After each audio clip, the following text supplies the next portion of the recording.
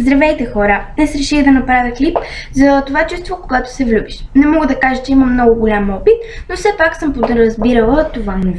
Реших да го споделя с вас и ако искате да знаете за какво става въпрос, останете и гледайте клипчето до края. Така, по принцип, когато се влюбим, това не е едно от най-приятните чувства по принцип.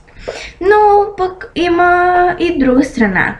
Когато се влюбиш, винаги се замечтаваш, не мислиш за почти нищо друго, освен за храна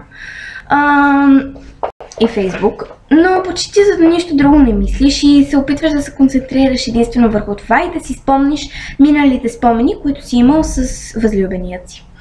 Но имало и други случаи, в които нещата не са точно по този начин.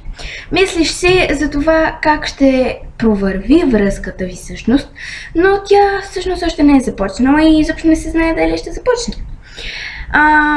Другото чувство, когато се влюбиш е буквално казано пепероди в коре. Когато видиш момчето, започваш да се потиш, започваш да си пукаш ръцете, да си нервна, да си мърдаш краката и постоянно да се страхуваш, че ще кажеш някоя пълна глупост, за която той ще ти се изсмее в лицето. Но разбира се, ако те харесва, ще разбере твоята странност и може би и той ще я изпитва.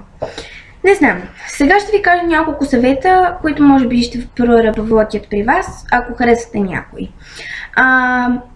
Но в друг случай може и да развалят връзката ви, така че не разчитайте изцяло на тях.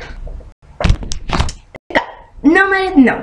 Винаги, когато харесвате някой, трябва да му го кажете в лице и да не увъртате много.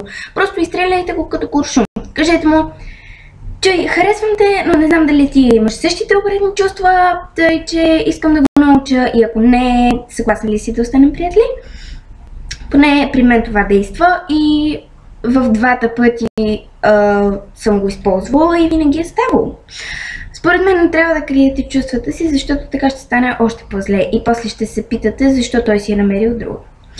Другият съвет, втори, който искам да ви дам, е когато харесвате момче, не се правете да изглеждате по-красива или пък по-омайна, да се сресвате, гримове, какво ли не, маркови дрехи и така нататък. Ако момчето наистина ви харесва, ще ви хареса заради това, което сте. Разбира се, не се оригвайте и не дейте да пърдите, когато сте насреща. If you know what I mean. Да. Трети и последен съвет е, когато харесвате някой, просто опитайте се да разберете неговите хобита и се опитайте да се сближите с него по този начин. Опитайте се да разбере какво харесва и след като разберете, го подкрепяйте в това. Винаги това ще подейства, защото той ще се чувства подкрепян от някой. И след като вие сте единственият, който го подкрепя в шахматния клуб, безотказно е. Да, за някои неща се шегувах, но наистина съветите ги приемете на сериозно, защото по принцип, ако момчето ви харесва, ще ви хареса заради това, което сте, не заради това, което е опаковката ви. И разбира се, ако стане така, че да станете гаджета, след това ще си покажете рогата, по-добре да ги покажете в началото на момчето, да не си губи време. Тези съвети по принцип стават и за момчетата, но аз ги казвам главно на момчета, не се обиждайте. До следващият ми клип, надявам се този да ви е харесал. Ако е така, можете да споделите, харесате и коментирате. Вече забравих нещата, но вие си знаете без да ви ги казвам. Не ви насърчавам, просто ви предлагам. За още клипове можете да проверите в канала ми долу, както и да се абонирате за него. Ще се видим скоро.